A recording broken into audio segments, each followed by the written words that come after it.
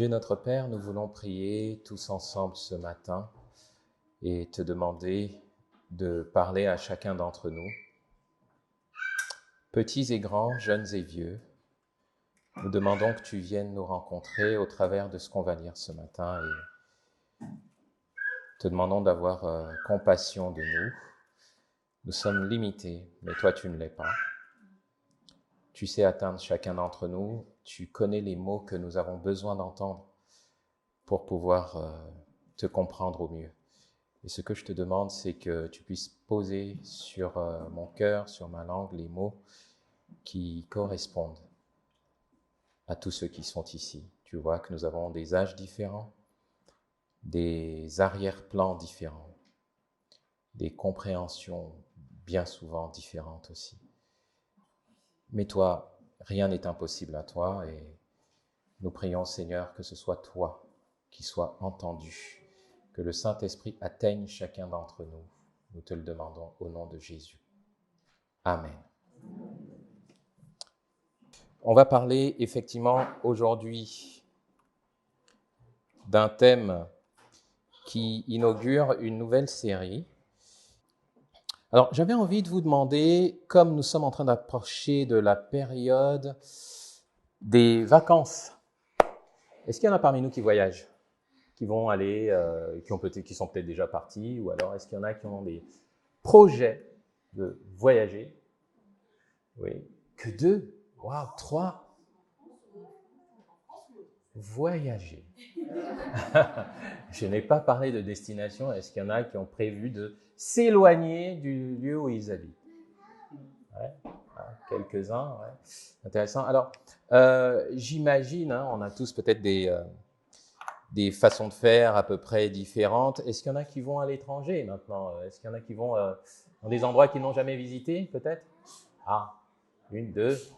Ah oui, il y en a, ils vont se rendre dans des endroits qu'ils n'ont jamais visités. Question, quel est l'outil dont vous vous servez lorsque vous partez en voyage? Pardon? Internet. Ah, d'accord. Et à part Internet, passeport? Pardon? Une valise. Qu'est-ce que tu as désigné, Jean? Une Bible?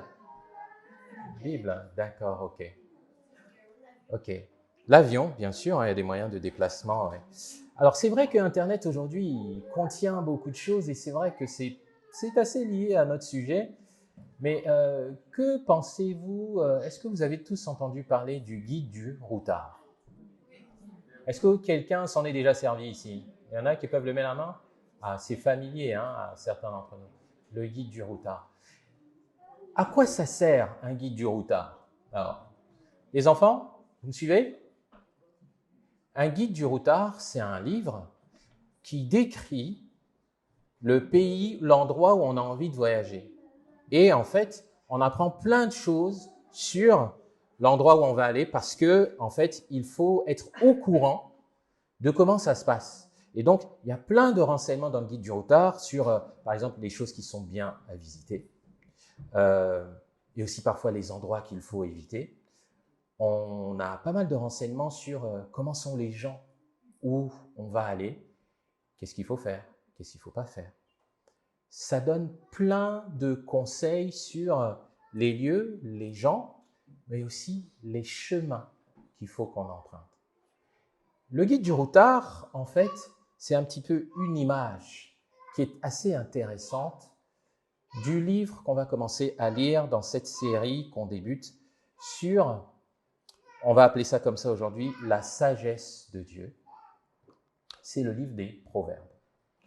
Lorsque nous nous sommes intéressés au livre des Proverbes, nous avons eu quelques discussions avec Lionel, Paul, sur le choix du thème. Et c'est vrai que la première des choses qu'on a mis en avant, c'est qu'il y a déjà depuis quelques mois, l'année dernière, on a parlé de différents sujets dans l'Église, dont des sujets qui ont trait à la vision de l'Église, servir dans l'Église, la prière dans l'Église, et aussi nous avons tous eu à cœur la jeunesse dans l'Église.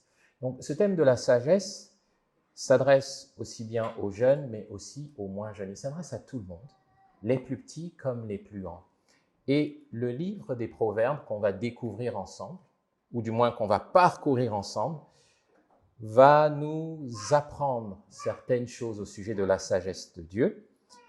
Et j'ai déjà fait un résumé pour dire que je pense que le livre des Proverbes, c'est le guide du routard de la vie, en fait. Dans le livre des Proverbes, l'auteur a une intention, c'est de nous expliquer, et même toute la Bible, en fait, a cette intention, nous expliquer là où il faut aller, là où il ne faut pas aller, comment sont les gens, comment il faut se conduire, etc. On trouve ça dedans. Donc, je brosse un petit peu le tableau de ce qu'on va discuter. Pour aujourd'hui, on va lire seulement ensemble les 7 premiers versets qu'il y a dans le premier chapitre des Proverbes.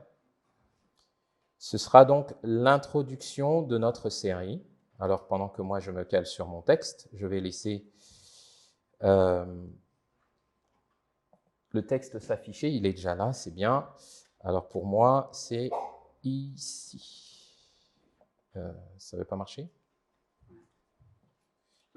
Ce sont les joies de la technique. C'est pas grave. J'ai un plan B. Proverbe, chapitre 1, du verset 1 au verset 7.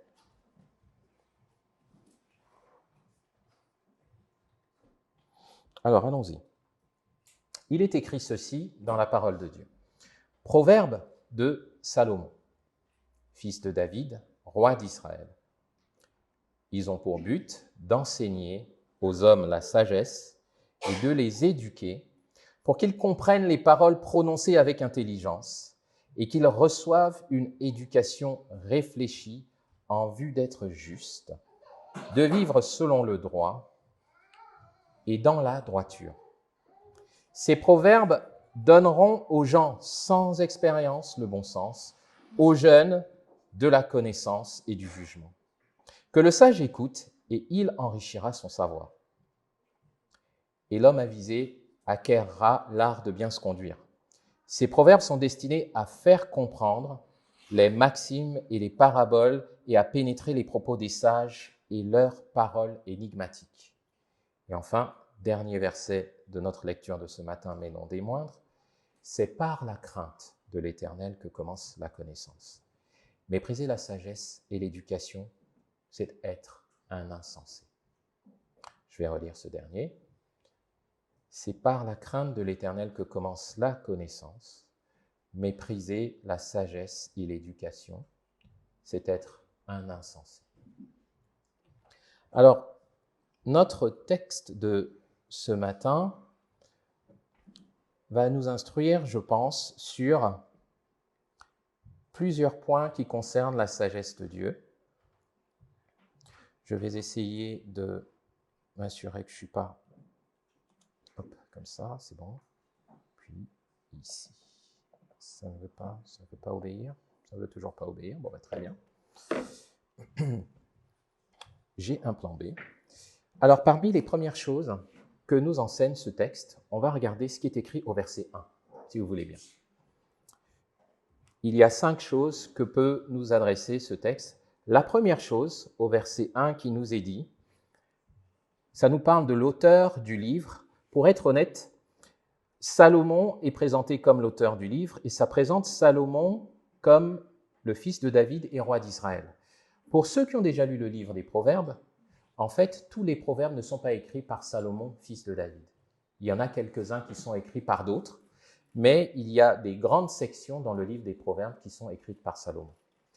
Et donc, à l'entrée du livre, on présente Salomon comme l'auteur, mais si vous avez une lecture de tout le livre, qui comporte 31 chapitres, vous verrez qu'il y a certains proverbes où ce n'est pas Salomon l'auteur. Salomon est fils de David. Il est présenté avec 2 statuts. Et je me suis posé la question, pourquoi?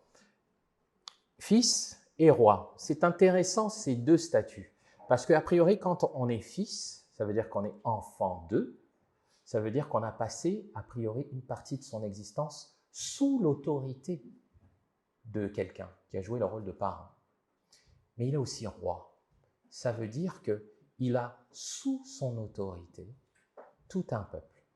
Et Salomon, qui est ici présenté comme l'un des auteurs, sinon l'auteur principal de ce livre, a été dans les deux situations de, en fait, être soumis à l'autorité, mais aussi d'avoir des gens qui sont soumis à son autorité. Et il a des choses à dire sur la sagesse dans ces deux contextes. Mais ce qui est le plus intéressant sur le fait qu'il soit fils de David, c'est comment se fait-il que quelqu'un comme Salomon soit celui qui ait le privilège de nous communiquer des choses sur la sagesse. Pourquoi je dis ça? Parce que si vous vous intéressez à l'histoire de Salomon, en fait, Salomon est issu d'une union qui n'était pas approuvée par Dieu. La mère de Salomon, Bathsheba, et le roi David se sont connus alors que Bathsheba était mariée à un autre homme. David a fait tuer cet homme pour cacher le fait qu'il avait eu en fait une relation avec Bathsheba. Dieu a puni David, mais surtout il a puni l'enfant qui est né de cette union. Cet enfant-là est mort, mais Dieu a quand même laissé David avec Bathsheba, et de cette union est né Salomon. Si on lit dans le 2e chapitre du livre des rois, on ne va pas le lire ensemble, mais je peux vous dire que Dieu a choisi que Salomon, qui est pourtant issu d'une union qui n'était pas approuvée initialement, il a choisi que ce soit Salomon qui soit le successeur du roi David. Donc vous voyez, il y a quelque chose quand même qui n'est pas anodin dans le fait de dire, quand Salomon se présente comme fils de David et roi d'Israël, en fait, si on avait même mis fils de David et Bathsheba et roi d'Israël, on aurait pu dire, ah bon? Comment est-ce que Dieu, qui n'était pas d'accord initialement sur comment David s'est uni à Bathsheba, a choisi un enfant de cette union pour faire de cet enfant l'héritier du trône? Et en fait, il a même comblé Salomon de sagesse, on va le lire tout à l'heure. Ça veut dire qu'en réalité, ce dont Salomon a bénéficié, ce n'est pas quelque chose qu'il a mérité. Dieu avait décidé qu'il allait mettre Salomon dans cette position. La sagesse de Dieu, c'est un don. Ce n'est pas quelque chose qui se mérite. La sagesse de Dieu, même si elle s'acquiert, c'est un don. Ce n'est pas quelque chose qu'on mérite. Ce n'est pas le fruit d'un travail, une récompense d'un travail, en fait, la sagesse de Dieu.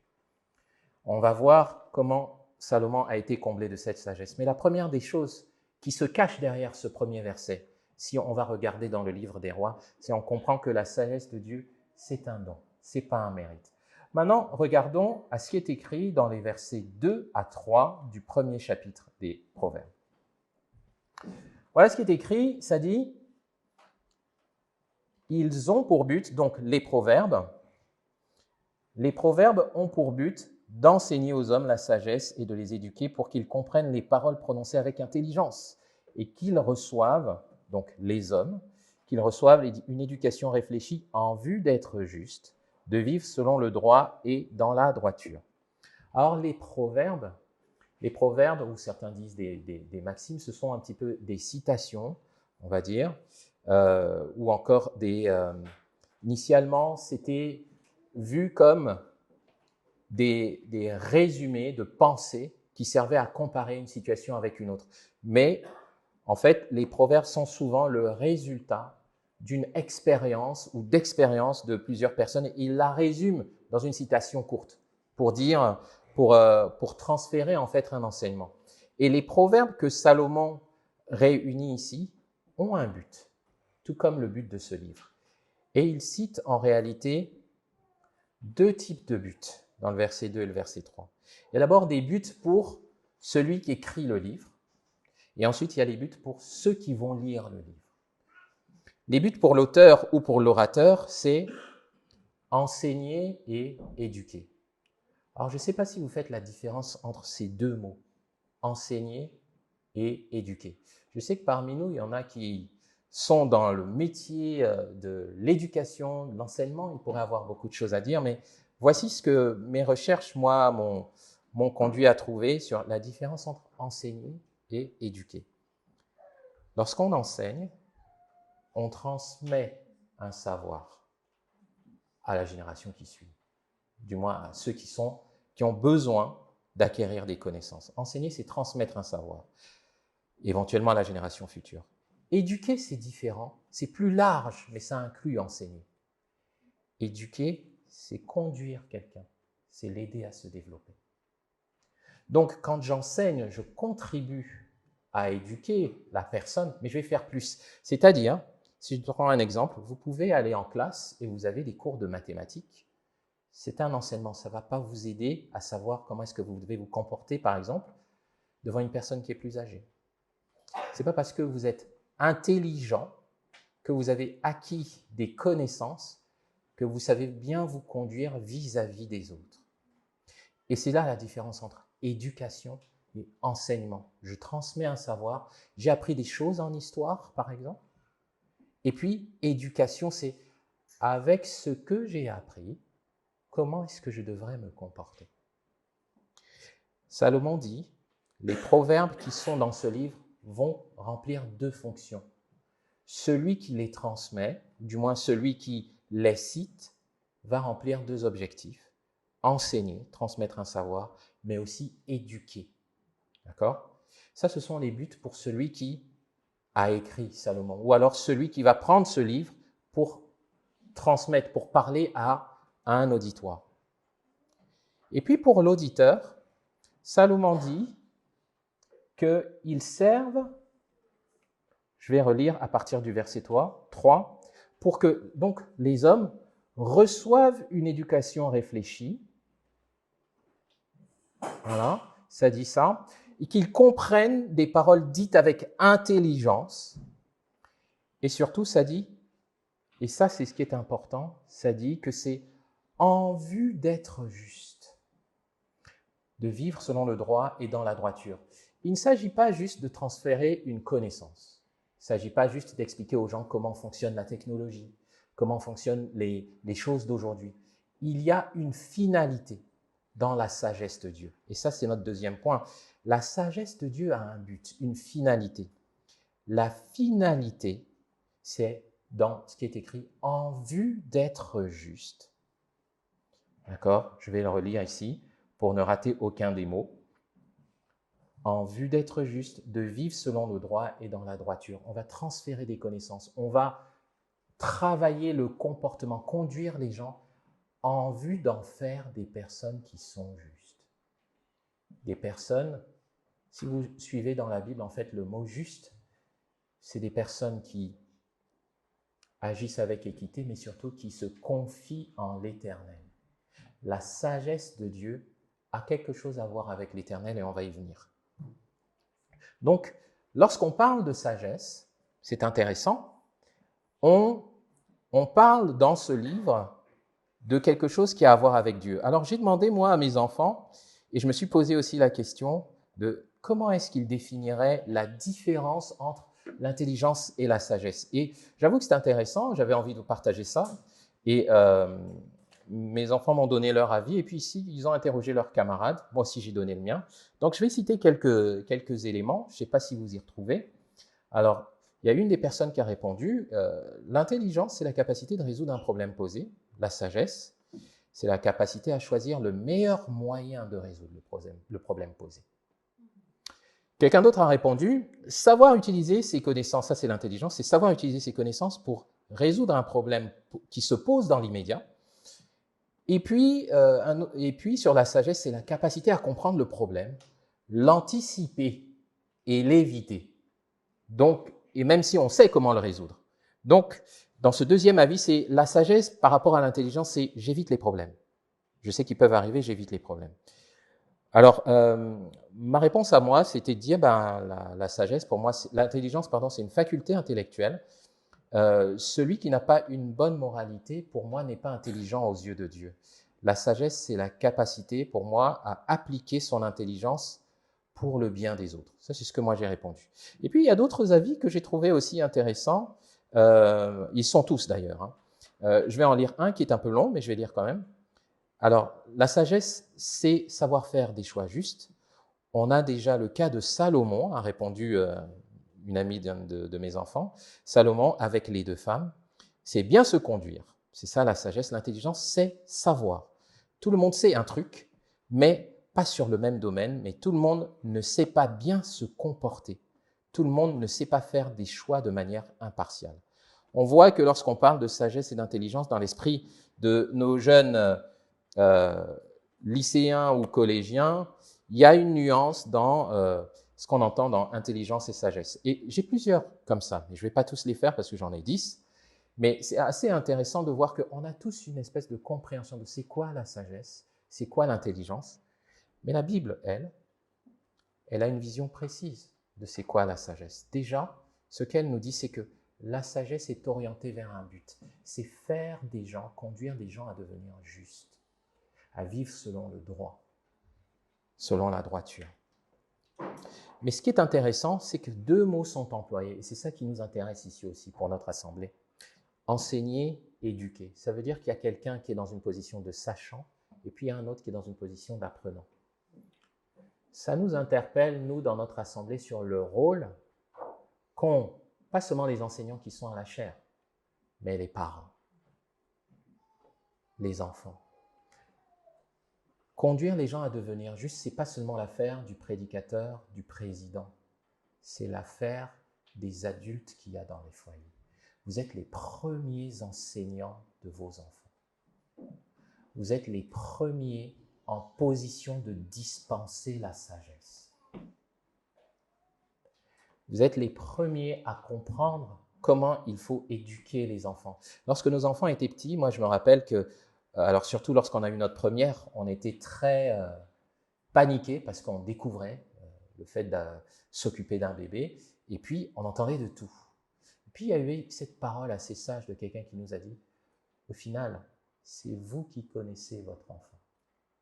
Et c'était assez vrai, c'est-à-dire qu'il y a des choses que nous on voyait de l'enfant que d'autres ne voyaient pas, même s'il y avait des spécialistes. Ça veut dire que les parents ont une position privilégiée pour conduire les enfants vers le but de la sagesse. Et la question qui nous interpelle ce matin, jouons-nous ce rôle si nous sommes parents?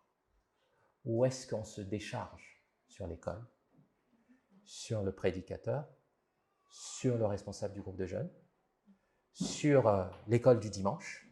Quand on arrive à la maison, on ne parle plus de ça, on ne parle plus de la parole de Dieu. Les autres ont déjà fait le travail, nous, on s'en fiche. On se repose seulement sur ce que les autres ont fait. Sachons que le rôle de parent, et pas seulement de parent, il suffit d'être adulte. La génération qui précède a des choses à transmettre à la génération qui suit. Nous sommes tous responsables de ce qui va advenir de nos jeunes. Tous. Pas seulement les prédicateurs, pas seulement ceux qui exercent un ministère d'enseignement, les parents aussi. Les adultes aussi. Nous sommes parfois dans une espèce de culture où on dit « c'est pas mon enfant, c'est l'enfant de l'autre » et on ne se sent pas responsable des enfants des autres. Je ne pense pas que le livre des Proverbes voit la chose comme ça. Qu'importe la culture dans laquelle nous sommes, sachons que la génération qui précède a une responsabilité envers la génération qui suit. La sagesse de Dieu a un but, aussi bien pour l'orateur, l'auteur, que pour l'auditeur ou le lecteur. J'aimerais qu'on lise ensuite dans les versets 4 à 5, et on va faire un peu de lecture aussi là-dessus. Versets 4 à 5, voici ce qui nous est dit. Ces proverbes donneront aux gens sans expérience le bon sens, aux jeunes de la connaissance et du jugement, que le sage écoute et il enrichira son savoir, et l'homme avisé acquerra l'art de bien se conduire. La sagesse de Dieu est utile à tous. Je pense que le point de ces 2 versets, c'est que la sagesse de Dieu est utile à tous. Et dans à tous, je pense que c'est représenté par 4 catégories. Le verset 4 à 5 nous parle de gens sans expérience. Dans certaines versions, vous avez le simple ou alors le naïf. Ça veut dire quoi? Ça veut dire que tu es peut-être un petit enfant, il y a des choses que tu ne sais pas dans la vie. Si tu lis le livre des Proverbes, tu vas apprendre des tas de choses qui vont te servir dans la vie. Salomon a écrit ces choses pour que, quand tu vas lire ces choses, tu sauras des choses que les gens ne savent pas et qui vont te servir. Quand on est tout petit, il y a des choses qu'on n'a pas encore essayées. Souvent, les petits-enfants, ils aiment bien essayer plein de trucs parce que, justement, il faut qu'ils satisfassent leur curiosité. Le livre des Proverbes va répondre à ce besoin. Peut-être pas comme tu t'y attends, mais il est fait pour des gens qui n'ont pas d'expérience. Alors, ça ne veut pas dire forcément que quand on n'a pas d'expérience, qu'on est tout jeune. On peut être adulte, par exemple, on n'a pas d'expérience professionnelle. On a déjà un âge adulte. Et parfois, on peut avoir des choix qui sont difficiles à faire, alors qu'on a déjà atteint l'âge adulte. Le livre des Proverbes est un outil qui répond à ceux qui n'ont pas d'expérience, ceux qui se reconnaissent comme simples. Et ça dit qu'il va nous donner un esprit avisé. Lisons ensemble dans 1 Roi au chapitre 3 du verset 4 à 15. 1 Roi, chapitre 3 du verset 4 à 15.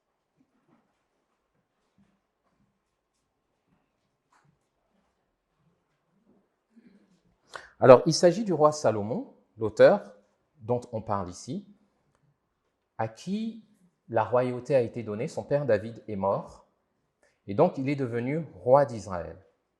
Et puis, voilà ce que ça dit dans le livre des rois. Je ne sais pas si tu l'as, Kevin. Non. Tu ne l'as pas? D'accord. Alors, je vais lire. 1 Roi au chapitre 3, du verset 4 au verset 15. Un jour, le roi, Salomon, se rendit à Gabaon, où se trouvait alors le haut lieu le plus important pour offrir un sacrifice. Il fit immoler 1000 holocaustes sur cet autel. Pendant la nuit, l'Éternel lui apparut là en songe et lui dit : « Demande ce que tu désires que je t'accorde. » Salomon répondit : « Tu as témoigné une grande bienveillance à ton serviteur David, mon père, parce qu'il vivait fidèlement selon ta volonté, de façon juste et avec un cœur droit. Tu lui as conservé cette grande bienveillance et tu lui as accordé un fils qui siège sur son trône. Maintenant, Éternel mon Dieu, c'est toi qui m'as fait régner, moi ton serviteur, à la place de mon père David, alors que je ne suis qu'un tout jeune homme et que je ne sais pas gouverner. Voilà, ton serviteur au milieu de ton peuple que tu as toi-même choisi, un peuple nombreux qui ne peut être dénombré ni compté, tant il est nombreux. Veuille donc donner à ton serviteur l'intelligence pour administrer la justice pour ton peuple, afin qu'il sache discerner entre le bien et le mal. Sans cela, qui pourrait administrer la justice pour ton peuple qui est si nombreux. Salomon se retrouve là, il est jeune, sans expérience, comme disait le texte, et puis Dieu vient lui parler dans son rêve. Dieu lui dit : « Demande-moi ce que tu veux, je te le donne. » Puis Salomon, en fait, il a déjà conscience qu'il n'est pas roi pour rien. Il n'est pas venu sur la terre pour rien. Là où Dieu l'a mis, Dieu attend des choses de lui et il sait qu'il faut qu'il réussisse. Et il dit à Dieu : « Écoute, tu m'as mis à un poste, je ne sais pas comment on fait. Est-ce que tu peux me donner l'intelligence pour que je réussisse à le faire ? Parce que je n'ai pas d'expérience. » La suite, verset 10, cette demande de Salomon plut au Seigneur. Alors Dieu lui dit : « Puisque c'est là ce que tu demandes, et que tu ne demandes pour toi ni longue vie, ni richesse, ni la mort de tes ennemis, mais l'intelligence pour exercer la justice avec droiture, eh bien, je vais réaliser ton souhait. Je te donnerai la sagesse et de l'intelligence, comme à personne dans le passé ni dans l'avenir. De plus, je t'accorde ce que tu n'as pas demandé, la richesse et la gloire, de sorte que pendant toute ta vie, aucun roi ne t'égalera. Enfin, si tu marches dans les chemins que j'ai prescrits, si tu obéis fidèlement à mes lois et à mes commandements, comme ton père David, je t'accorderai aussi une longue vie. » Salomon s'éveilla avec ce rêve présent à l'esprit et il revint à Jérusalem. Là, il alla se présenter devant le coffre de l'Alliance. Il offrit des holocaustes, présenta des sacrifices de communion et donna un festin auquel il invita tous ses hauts fonctionnaires. Salomon savait où il devait puiser la sagesse. Il l'a demandé à Dieu. Salomon se reconnaissait comme ceux qui étaient sans expérience. Il se reconnaissait parmi les jeunes. Il savait que Dieu a des choses à dire aux jeunes. J'aimerais interpeller nos jeunes. J'aimerais interpeller les parents. Dieu a des choses à dire aux jeunes. La Bible, ce n'est pas un livre démodé. Salomon a même jugé utile d'écrire parce que Dieu a des choses à dire aux jeunes, à ceux qui sont sans expérience. Il a même des choses à dire à ceux qui se disent déjà sages parce que c'est écrit que le sage écoute, il va augmenter son savoir. Que l'homme avisé, lui, il va acquérir encore plus l'art de bien se conduire. À tous, même les plus vieux d'entre nous, il y a encore des choses à apprendre. La sagesse de Dieu, le livre des Proverbes, est utile à tout le monde. Que tu sois au CP, en maternelle, que tu sois retraité, il y a toujours des choses à apprendre. C'est le 4e point, la sagesse de Dieu est utile à tous. J'aimerais qu'on fasse un saut toujours dans le livre des rois et je vous conduis au chapitre 5 du livre des rois où on voit au chapitre 5 du livre des rois, du verset 8 à 9, ou plutôt du verset 9 au verset 13, pardon. Il est écrit que Dieu donna à Salomon une sagesse exceptionnelle, une très grande intelligence et une large ouverture d'esprit qui le fit s'intéresser à des questions aussi nombreuses que les grains de sable au bord de la mer. Sa sagesse dépassait celle de tous les sages de l'Orient et de l'Égypte. Il surpassait tous les autres, même Étan l'Ezraïte, Éman, Calcol et Darda, les fils de Mahol. Aussi sa renommée se répandit parmi tous les peuples voisins. Il fut l'auteur de 3000 proverbes et composa 1005 chants. Il décrit les plantes, du cèdre du Liban jusqu'à la branche d'hysope qui pousse sur les murailles. Il a aussi parlé des animaux, des oiseaux, des reptiles, etc., etc. Autrement dit, la sagesse que Dieu donne, elle est infiniment variée. Ne croyons pas que la sagesse de Dieu, elle est limitée à seulement savoir ce qui a été écrit dans un verset. Lorsque Dieu a parlé à Salomon, il lui a ouvert l'intelligence sur toute sa création, sur son royaume. Il y a plein de choses qui tout d'un coup sont devenues accessibles à Salomon. Et c'est ce que Salomon a demandé. Ça veut dire quoi? Ça veut dire que la sagesse de Dieu,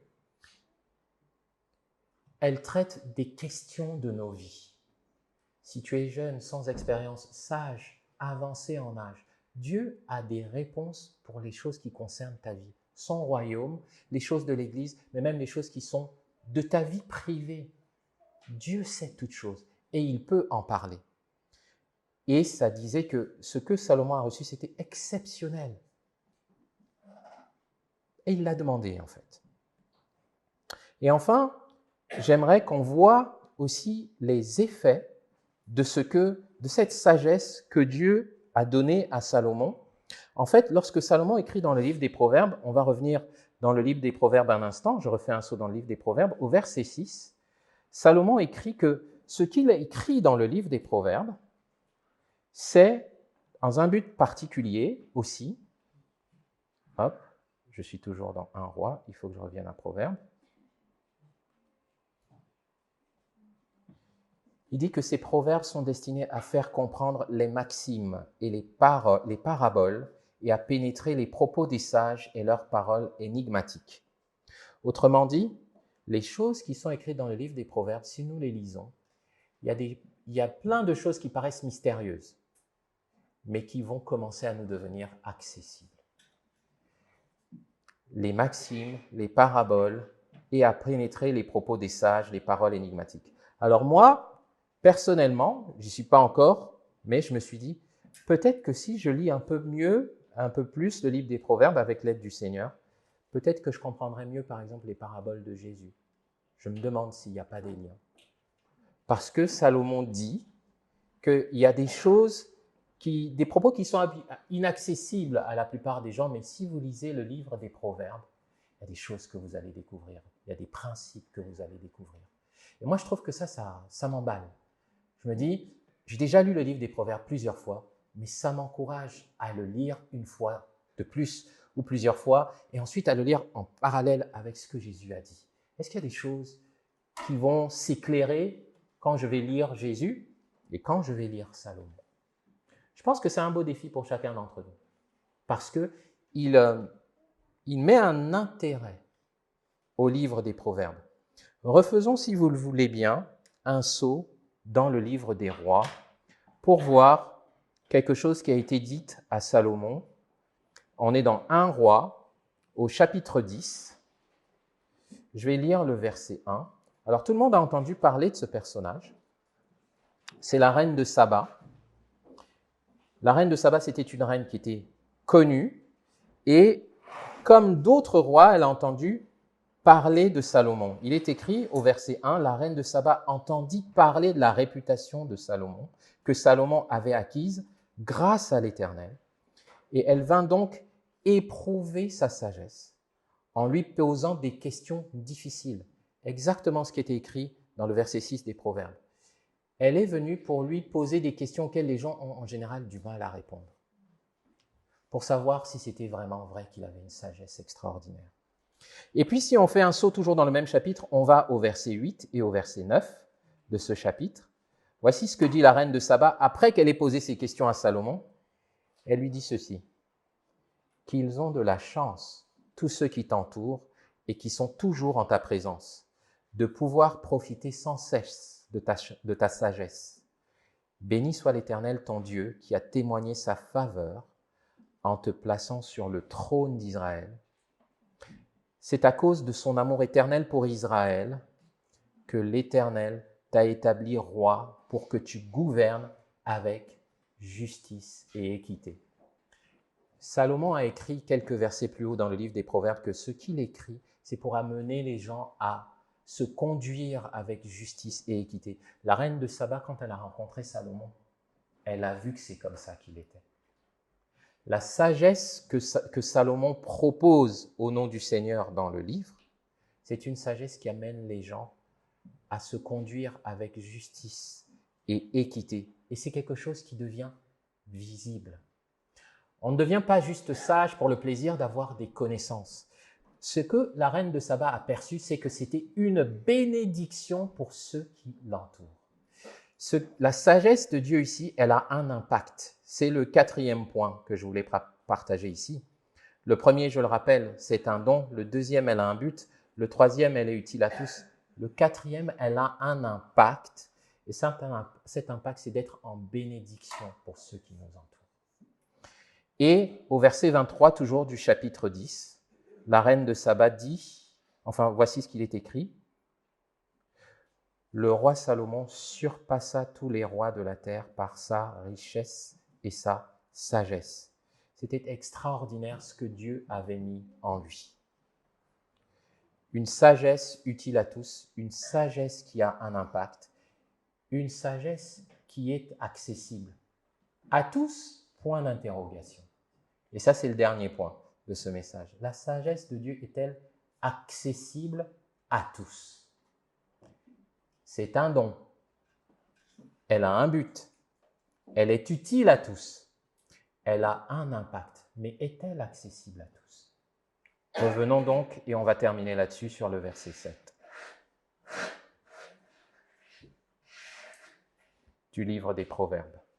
Proverbes, chapitre 1, verset 7. C'est par la crainte de l'Éternel que commence la connaissance. Mépriser la sagesse et l'éducation, c'est être un insensé. On a dans certaines versions, probablement les versions Louis II, le début de la sagesse. C'est la crainte de l'Éternel. Tout ce que Salomon a obtenu, il l'a obtenu de Dieu parce qu'il craignait l'Éternel. On peut avoir beaucoup de connaissances, mais ne pas craindre l'Éternel. Internet regorge de connaissances, mais je ne crois pas que Internet craigne l'Éternel. Aujourd'hui, on parle beaucoup des moteurs d'intelligence artificielle. C'est impressionnant, faites des tests, posez des questions. C'est impressionnant, moi j'ai fait des tests pour voir comment les moteurs d'intelligence artificielle pouvaient me donner des réponses par rapport à mon métier. Et ça donne des réponses super pertinentes. Allez-y, posez maintenant des questions sur Jésus. Et vous allez voir comment les réponses sont mitigées. Parce qu'une machine n'a aucune crainte de l'Éternel. Et pourtant, elle est douée d'intelligence. Où est la différence entre l'intelligence et la sagesse? Je crois que la réponse se trouve au verset 7. La vraie sagesse commence par une véritable crainte de l'Éternel. On peut être intelligent, formuler des raisonnements, mais si on n'a pas la crainte de l'Éternel, Dieu dit, tu n'es pas sage. Un exemple tragique qui doit nous faire réfléchir. C'est l'exemple d'Adam et Ève. On ne voit pas comme ça, a priori, le rapport. Adam et Ève, la tentation d'Adam et Ève. Le diable dit à Ève, Dieu ne vous a pas dit la vérité. Si vous mangez le fruit, vous allez devenir comme Dieu. Vous allez être en mesure d'être comme lui pour choisir le bien et le mal. Ils ont mangé le fruit et tout a changé pour l'humanité. En fait, ce que Satan a proposé à Adam et Ève, c'est qu'ils aient leur propre sagesse, sans tenir compte de Dieu. On a vu ce que ça a donné. Toute l'humanité est née dans le péché. Salomon dit, la première chose, si tu veux être sage, ne remets pas en question Dieu quand il dit ce qui est bien et ce qui est mal. Respecte l'Éternel. Alors tu vas devenir véritablement sage. Si tu veux apprendre, si tu veux découvrir le sens de ce qu'il y a dans les proverbes, la première chose, respecte Dieu. Sinon, tout ce que tu vas acquérir comme connaissance va être vanité, vanité, parce que tu auras loupé le coche. La sagesse est-elle accessible à tous? Non. La sagesse de Dieu est accessible à ceux qui craignent l'Éternel. Mais en revanche, une note d'espérance, allons dans le livre de Jacques, et c'est ça notre note de fin. Jacques, chapitre 1.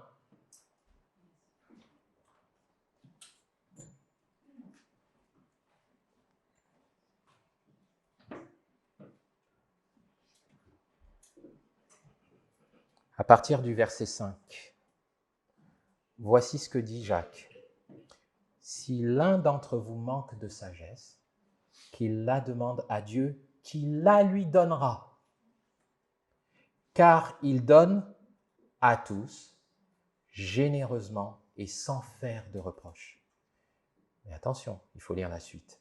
Il faut cependant qu'il la demande avec foi, sans douter, car celui qui doute ressemble aux vagues de la mer, agité et soulevé par le vent. Qu'un tel homme ne s'imagine pas obtenir quoi que ce soit du Seigneur. Son cœur est partagé, il est inconstant dans toutes ses entreprises. Oui, Dieu veut donner la sagesse à tous, mais à ceux qui le craignent, à ceux qui placent sa foi, leur foi en lui et qui ne doutent pas. 5 choses sur la sagesse de Dieu et que nous allons découvrir ensemble dans ce livre des Proverbes. La sagesse de Dieu est un don. Elle a un but, faire de nous des gens qui sont justes, qui se conduisent avec droiture. Elle est utile à tous. Il n'y a personne qui n'a pas besoin de la sagesse de Dieu. Les petits-enfants comme les plus grands. Elle a un impact. Mais surtout, elle est accessible sous condition. Amen.